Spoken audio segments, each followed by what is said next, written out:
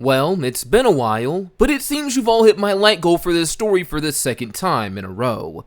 Clearly, you are all enjoying the story of Queen Lysandra Baratheon, first of her name, and only trueborn child of King Robert Baratheon. As a reward for your enthusiasm, as promised, I have returned for the third installment of her story. If you're new here and have no clue what's going on, this is a continuation to a new series I've started on the channel, following what I think would have happened if Robert Baratheon and his wife Cersei Lannister had actually managed to conceive a trueborn heir, more importantly, a daughter. In the previous parts of this story, we went over her early life, her rivalry with Joffrey, life on Dragonstone, and rise as a claimant queen after the death of her father Robert. She even had her first real battle in the last part. If you want all the juicy details on her story and what she's gone through, then I highly recommend checking out parts 1 and 2 before heading into this one. Everything may make a lot more sense that way, especially since I'm not going into a recap in this episode.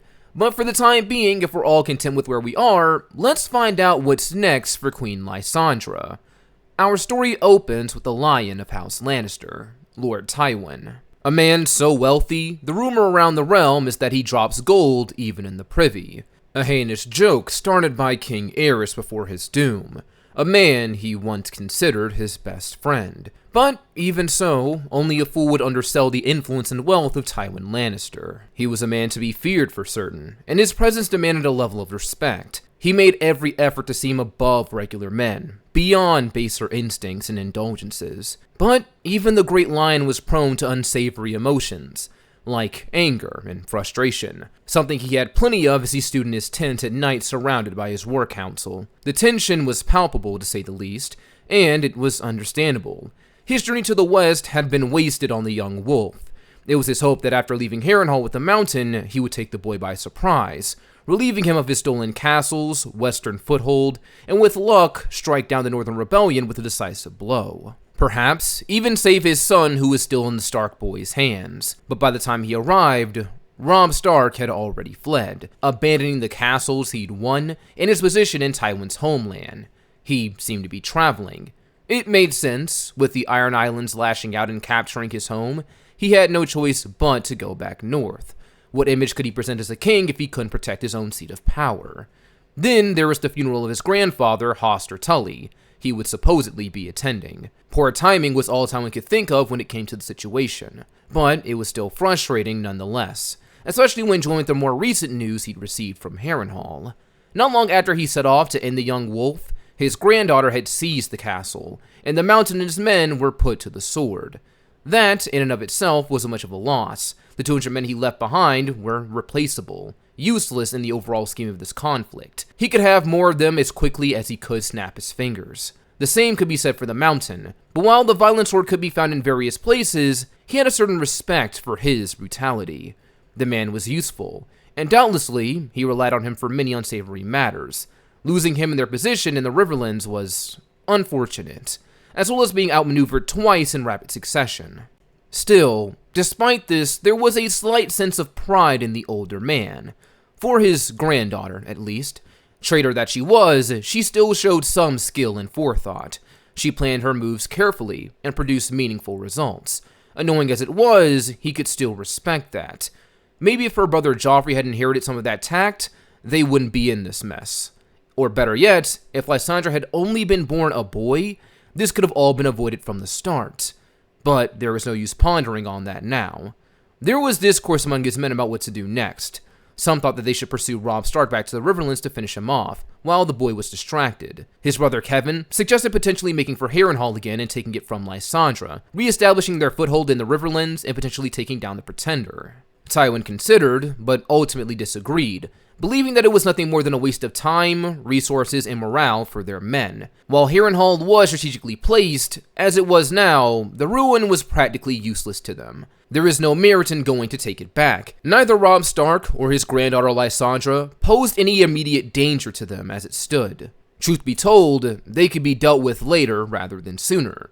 As it stood, neither of them had the manpower to launch an assault on King's Landing and take the Iron Throne. At least, not like Renly. He was the most pressing concern with the Stormlands in reach at his side, 100,000 men waiting for a fight. In fact, Tywin had even received a letter from the capital, expressing that they expected Renly to move any day now. He was actually already starting to wear them down with little moves he made, by using his alliance with the Reach to block off supply lines for food, starving the city, making the men inside weak, slowly withering them away so he could have a better chance at attacking them. Like Tywin, it didn't seem as if he wanted to waste time chasing down the dregs in this war. Problematic as they could be, there were more pressing concerns at hand right now. At first light, they would make for King's Landing, Tywin would order, and after the throne was secure, they would deal with the remaining pretenders. Only time would tell how things would go. Meanwhile, at Harrenhal, Lysandra stands in her chambers, leaning against the sill of a fractured window frame as she stares down at the courtyard below. It was a strange feeling, waking in a place that wasn't Dragonstone after all these years sequestered on the island. No sound of gulls or crashing waves, just the wind and the whispers underneath it. Rumor had it that Harrenhal had been cursed after Aegon the Dragon had burned it. She found it hard to believe, but even she would be a fool to say that a shiver never ran down her spine in the dead of night here. She wondered what ghosts lingered at Harrenhal. Harren the Black? His sons? The people that all died to build the greatest castle known to man? Her father? Truth be told, he had no reason to be here. He hadn't died at Harrenhal, but she couldn't help but wonder. If this place could conjure ghosts, was there a chance she could see him again? She would give anything to see her father, truthfully. The man who had loved her, the man who she admired, even if it was nothing more than a shadow of who he used to be. She wondered if he would be proud of her recent victory here. Storm Queen, they'd begun to style her, like Argella Durrandon from the days of conquest. Mountain Slayer, after she took the head of vile Sir Gregor. It felt good to be acknowledged, to feel as if she was worth something again, and to tell herself that this was only the beginning. But even so, Lysandra knew, she would need more than Harrenhal to take the Iron Throne from her brother, and to beat her uncle Renly. With luck, he and the Lannisters could wear each other down, and then with possible help from Robb, they could finish off what remained. But would that be enough? Would the young wolf even agree to her terms once they met? Perhaps he could be persuaded. Her thoughts drifted to the Stark girl, at least the girl who claimed to be one. If her story were true, she could use her to garner his support. A peace offering of sorts, hopefully nothing worse. It was poor taste. Lysandra didn't like to put children in the middle of a conflict, but if her mother and grandfather had taught her anything in life, sometimes unsavory things were needed for survival. But hopefully it wouldn't come to that. She set the thought aside for now as she got ready for the day. Her uncle Stannis would enter the room sometime later, and the two of them would hold a personal council meeting to discuss their future plans. Lady Melisandre had also wanted to attend them, but the queen sent her away, wanting to talk in private, and telling her to go assist Maester Qyburn with the wounded and sick. If her Lord of Light was so powerful, surely she could handle such menial tasks. The Red Woman had no choice but to agree, and went on her way, saying that she's there should her queen have need of her. Once alone, Lysandra asked her uncle what he thinks of Tywin's former cupbearer. Could she really be Arya Stark of Winterfell? Stannis confesses that he doesn't know. It had been years since he'd seen Lord Eddard, and not once had he laid eyes on his children. He reaffirms that Robb Stark would be the only one capable of telling the difference, and that he was still against forming an alliance with the so-called King in the North. The people will take her for a fool if she stoops this low, he tells his niece. Robb Stark only deserves fire and sword for his transgressions. Unless he bent the knee, there was no other option for him. Lysandra shakes her head and rebuttals. How would she get the North to follow her if she killed their king? They chose him for a reason. His family ruled justly and fairly for years. They respected Robb. They love Robb. And as it stood, entering into a conflict with him would do more harm than good. As it stood, they didn't even have the manpower to face the Lannisters head-on, much less Renly and the Reach. Fighting Robb wouldn't help. They were more likely to take out each other than take the Iron Throne. People were a resource, she would tell her uncle. Her father, Robert, knew that. He may have been lacking at times as a leader, but if he ever had sense of anything, it was the fact that friends were a necessity. Stannis wasn't such a firm believer in that. This much she knew about her uncle. How much he hated how often her father extended his hand to people that were otherwise unfit in his eyes. But perhaps King Robert had the right of it. You couldn't treat the entire world like an enemy, not if you wanted to survive. Especially in a situation like this, where alliances were everything, and they were sorely lacking. But outside of Robb, she had some semblance of a plan to solve that problem. The Mountain had made many an enemy during his lifetime. Tales of his cruelty spanned from King's Landing to the Wall, but there was no act so heinous as what he had done to Elia Martell and her sweet children. She had heard all the tales when she was a girl, how he killed the children of Prince Rhaegar, what he had done to the Dornish princess with the blood of her family still on his hands. It made her skin crawl to think about it, but surely that was nothing in comparison to what the Martells of Dorne must have felt all these years, knowing that this atrocity had been allowed to happen, and that the man responsible was able to walk free afterwards. In fact, he was lauded for it. Where was the justice in that? What kind of world would allow a man like that to live? Thankfully, she had solved that problem by taking his head, and hopefully that head would assist her in solving another. She tells her uncle Stannis that she's interested in making a peace offering. Not with the crown, or Renly, she clarifies when his brow raises, but with the Martells of Dorne. For years, they've had to suffer the indignity of what happened to Ellie and her children, and though unintentional, she had remedied that slight. The queen suggests they organize a gift to be sent to the Martells, the Mountain's head in a nicely decorated box. While it could make a suitable wall decoration, her hope was to use this as a means of luring them to her side. As she had avenged the late Elia, this could compel them to back her claim to the Iron Throne. A favor for a favor, she suggests. Justice for justice, as they were both wronged by the Lannisters in some way. Stannis knows that there could be some merit to this plan, but there's no guarantee that it would work. Even if she did kill the Mountain, the Martells still have every reason to side against her.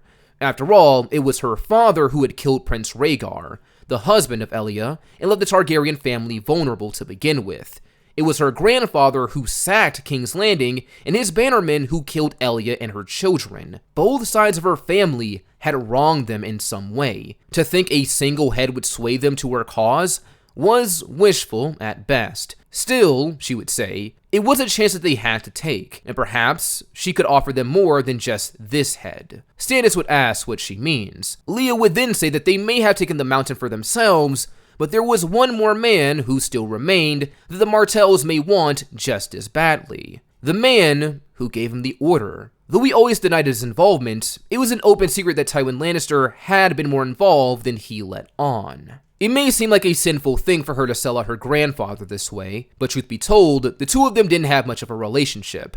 Most of his time was spent at Casterly Rock, and most of her life had been on Dragonstone as well, so there wasn't much chance for a connection to form between the two of them. Even so, he had turned on her first for her cruel brother, who had no claim to her throne, and as it stood, he was the greatest power on Joffrey's side, the real might behind House Lannister. By offering him up to the Martells, along with the head of the Mountain, proof that she could deliver on her promise, new allies could be just over the horizon, and another problem could be solved all at once. Stannis concurs, and they arrange a ship to be sent to Dorne with her terms hoping for the best. In the meantime, Lysandra decides to go have a talk. Ever since her discovery, Arya had been kept confined in her chambers here at Harrenhal, so as to not risk the possibility of one of their most valuable assets leaving in the middle of the night, at least until her identity could be validated. Queen Lysandra pays the girl a visit, which takes her by surprise. She asks if Arya minds joining her for a walk about the castle grounds. The girl is hesitant at first, but ultimately agrees in the end. Lysandra cuts an impressive figure for the young girl. She'd never seen anyone like her before. A woman with a sword on her hip, and at the head of an army with men who clearly respected her. She reminded her of Princess Nymeria,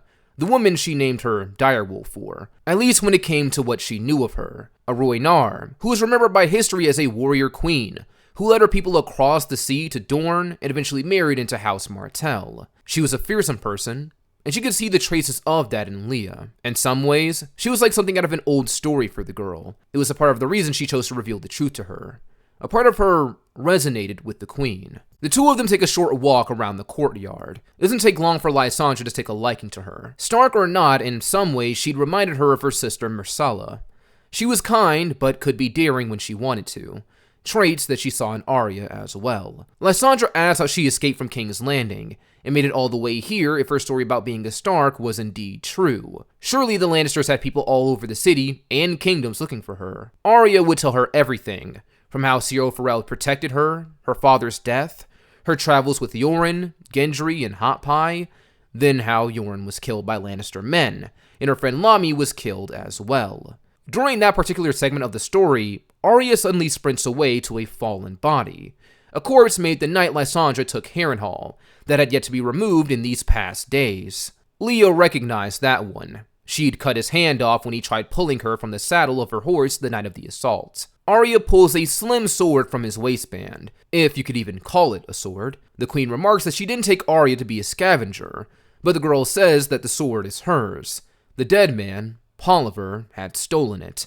Her brother had made it for her before she left Winterfell. Robb, Lysandra assumes immediately, but Arya shakes her head. It was Jon, she corrects, and the queen looks confused for a moment. Though she never met them, as far as she knew, Lord Eddard only had 3 sons, Robb, Bran, and Rickon. Arya eventually clarifies that he was a Snow, and then it clicks for her. She remembers now. She'd heard tales about the bastard of Winterfell, the only noticeable stain on Eddard Stark's honor. Arya believes that she and Jon would have actually gotten along pretty well, even though he's at the wall now. Most people wouldn't agree, given how bastards are viewed in Westeros, but Lysandra wasn't one of them. 3 of the siblings she'd been raised with were bastards themselves, and she loved 2 of them dearly, regardless of their parentage.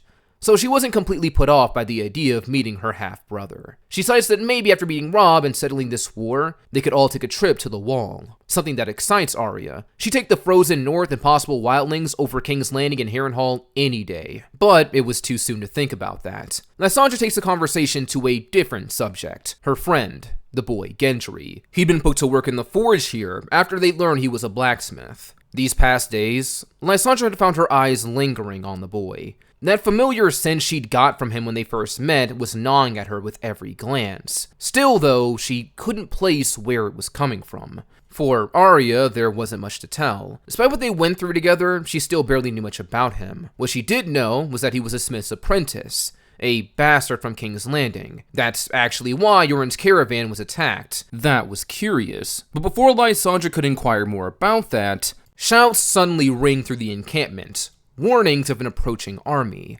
Lysandra immediately orders for Arya be taken back to her chambers, while she herself dons something more practical to wear in case of an ensuing conflict. She goes and finds her uncle Stannis with some scouts amidst the uproar, and asks if it's Lannister reinforcements making their approach, perhaps coming to seize Harrenhal again. Her uncle, however, says no. The approaching army seems like Northerners.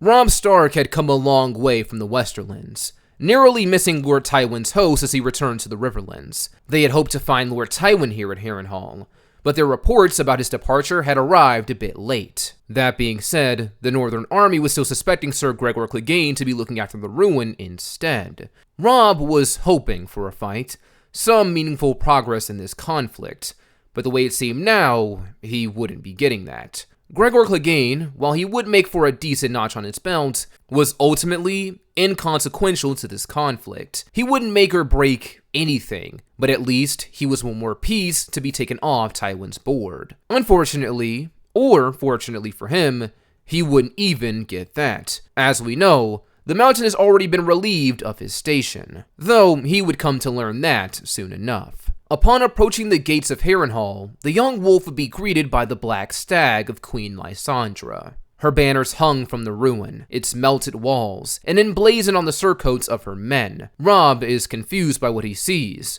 until Lady Catelyn rides up to her son's side. Having seen these sigils before, she's able to enlighten him on what's happening, even though she herself is just as surprised and confused that Lysandra is even here. These are the banners and men of Queen Lysandra, she tells him, and Robb is taken aback. After all, he still supposed that she was some miles away from Riverrun, and potentially the Riverlands as a whole. But for her to have Harrenhal, that was something else entirely. She moved fast, maybe too fast. It makes him reassess who he was potentially going to work with. He asks his mother if she's certain, and she says yes.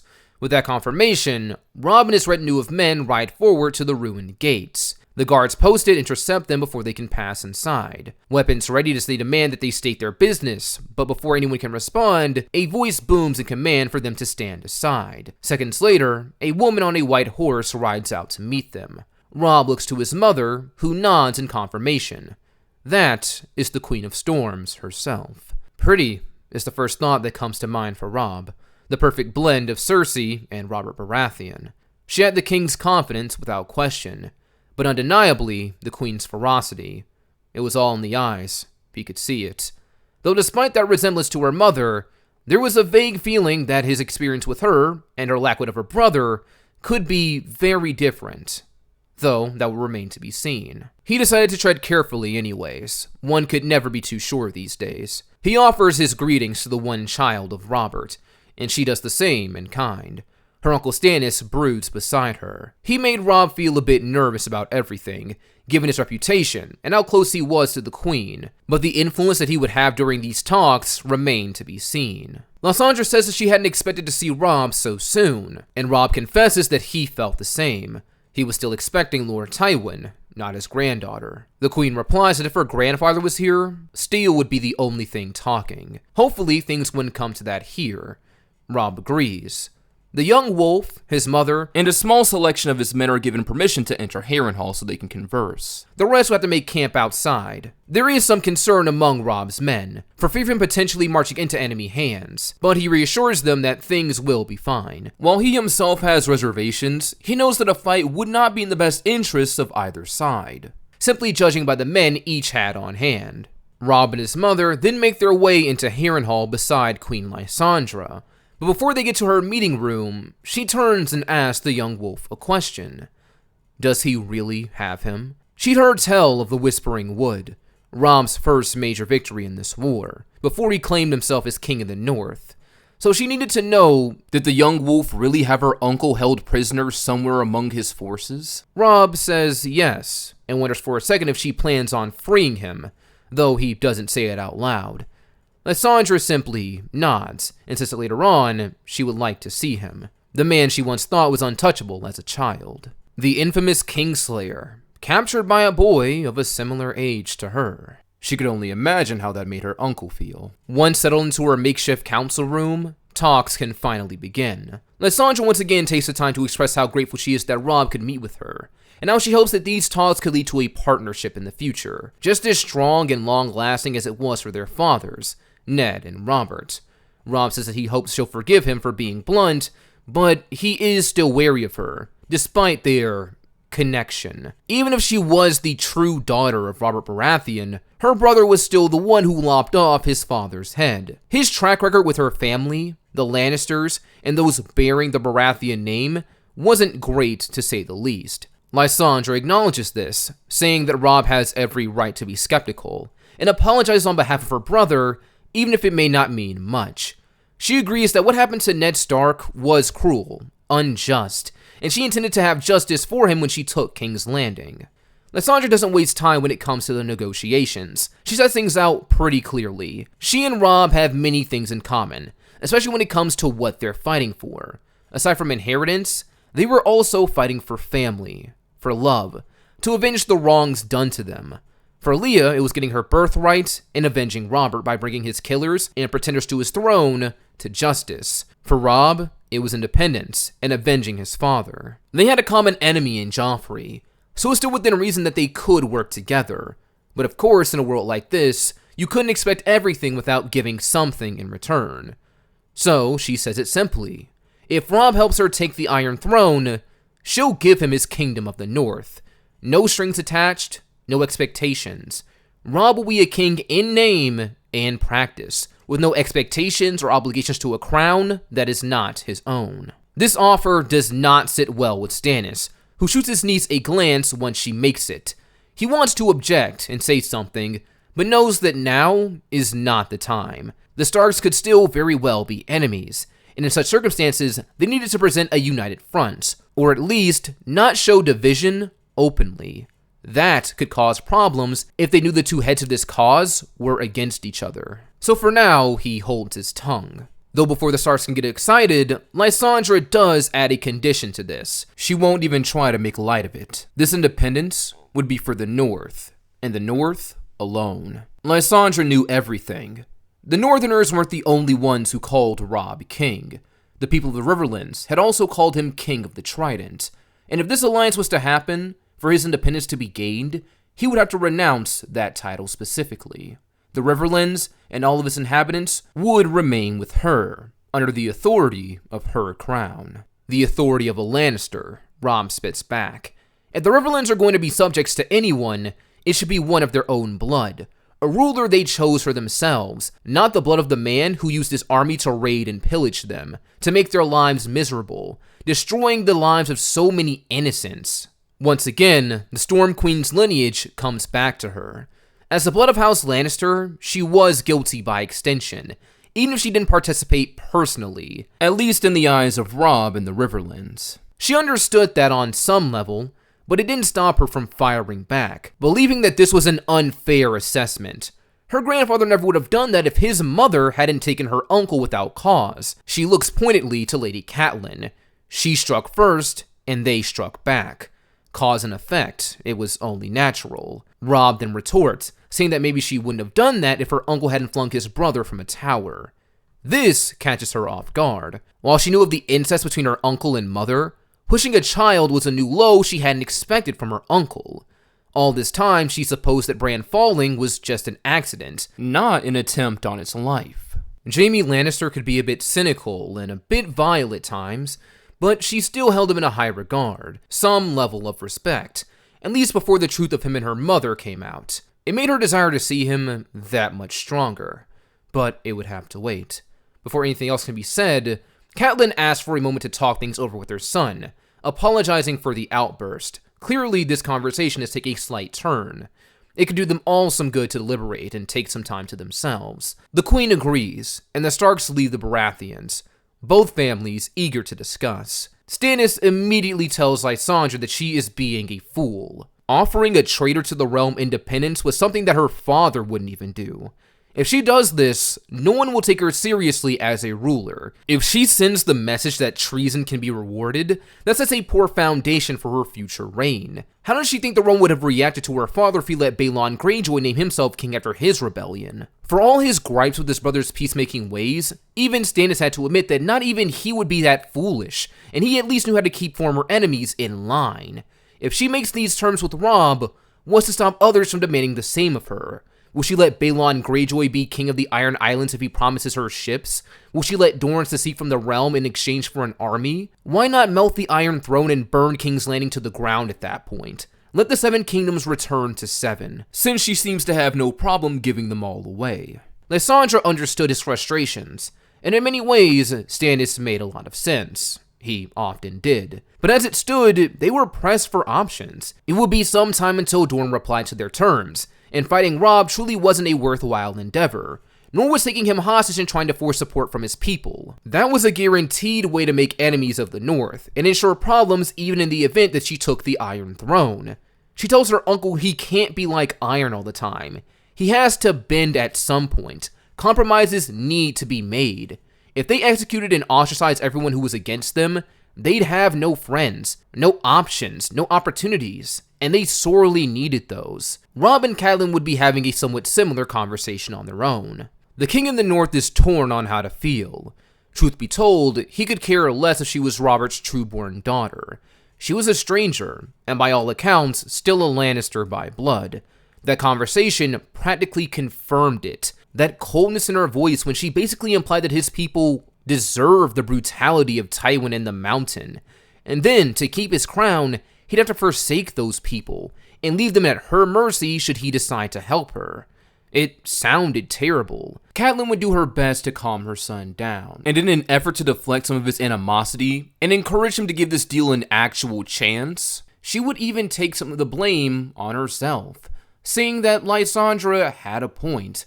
What she said didn't just come out of nowhere. Even though it was most likely bound to happen anyway, Catelyn does admit that she probably sped up the terrible process of what happened in the Riverlands. She had been too hasty with Tyrion. She'd taken him prisoner without knowing all of the facts, and now she wasn't even sure that she had the right man. And she would use this as an example for Robb, how hasty mindsets can cause a lot of pain and suffering in the future, which is why it was imperative that he actually considered what she was offering. And she would remind her son that it's either Lysandra or Renly in this fight, and only one of them would let him be a king.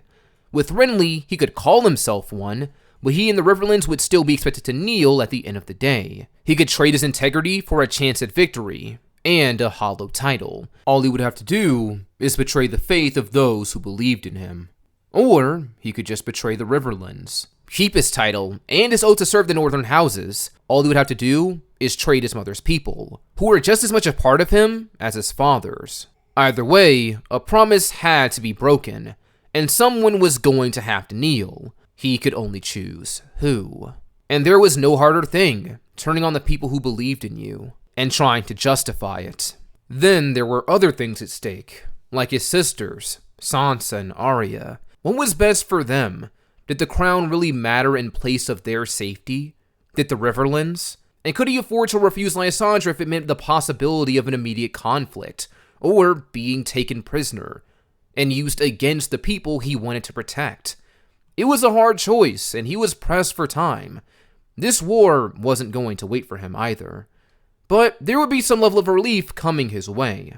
Sometime later, Lysandra would summon Robb and Catelyn and offer them an apology. Clearly her family had done more harm to them than she had realized, and playing this game of blame when it came to the suffering of others was unseemly to say the least. But even so, all this proof was that the Lannisters were the enemy, and they needed each other if they were going to win. In hopes of laying a foundation for their partnership, Lysandra takes this moment to bring in her grandfather's former cupbearer, saying the girl claims to know them. It barely takes them seconds to recognize Arya. The sound of her voice, the look of her face. It was her, if only a little older. The three Starks would embrace each other almost immediately, and Catelyn would ask how this was even possible. Arya would then enlighten her mother and brother on her escape, and let it be known that the Lannisters had less leverage than they had imagined. They don't know how to thank Lysandra, though she doesn't want much in return. This move was a bit of a gamble on her part, especially considering that she wasn't even sure if Arya was Robb's sister up until this moment. Though she had begun slowly suspecting that something was up with her, that the girl was of noble descent at the least. Either way, all she wanted Robb to do was to seriously consider her offer, citing that this is what their fathers would have wanted for them. The two oldest children of the Quiet Wolf and the Demon of the Trident, there could be no better alliance. Robb thinks for a moment. A part of him wants to delay things until a new day, but truth be told, there wasn't much to think about. Renly might have had the greatest chance of winning, but Robb was no stranger against fighting the odds, and so far, Lysandra was the only one who offered to let him stay as a king in his own right. No strings attached, and the only one who returned one of his sisters, and kept her safe for nothing but good faith in return. If Renly took the Iron Throne, would he do the same? Or would he keep Sansa locked away and use her like a tool as the Lannisters did? Something had to give. So Robb takes a breath and considers for a moment, before saying that he will align with her. He will support Queen Lysandra Baratheon, agreeing to her terms. Though it pained him to sign away the Riverlands like this, he didn't have the luxury of being greedy. He just had to talk things over with his uncle Edmure, and see that Lysandra properly rewarded him for his allegiance. This could sow discontent within the ranks of his men, but hopefully the sacrifice would prove meaningful in the end. This pleases Lysandra, who takes Robb's hand as a friend and an equal, swearing to avenge their fathers and taking down her half-brother together. Of course, this would also mean going up against Renly at some point, but there would be time for that. Though unbeknownst to them, the youngest of the Baratheon brothers was already plotting his next move, already preparing to lay siege to King's Landing, with his army of 100,000, and Tywin Lannister on his way to possibly repel him. But only time would tell who would sit the Iron Throne in the end. That's all I have for you all today. We get the frustrations of Tywin Lannister, the meeting of Lysandra and Robb, a family reunion, and a battle looming on the horizon.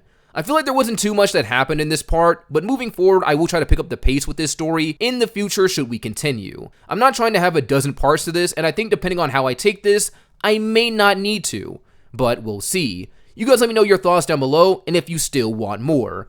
1,200 likes for part 4, and I will see you all next time.